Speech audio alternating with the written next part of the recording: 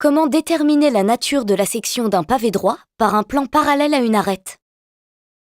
Considérons un pavé droit ABCDEFGH et un plan parallèle à une arête, ici l'arête BF, située sur le côté. Ce plan est parallèle à l'arête BF. Il est aussi parallèle aux trois autres arêtes AE, CG et DH.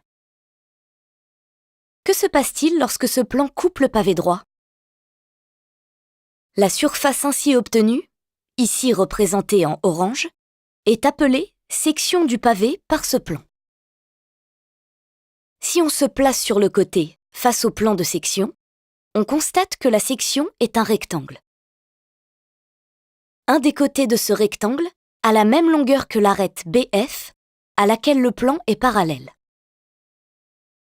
Pour déterminer la mesure de l'autre longueur, il faut observer le pavé en vue de dessus. Le côté dont on cherche la longueur est en fait l'hypoténuse d'un triangle rectangle. Selon les données de l'énoncé, on peut calculer la longueur de l'hypoténuse avec le théorème de Pythagore par exemple, ou avec le cosinus ou le sinus. Voilà, maintenant tu sais identifier la nature de la section d'un pavé droit par un plan parallèle à une arête.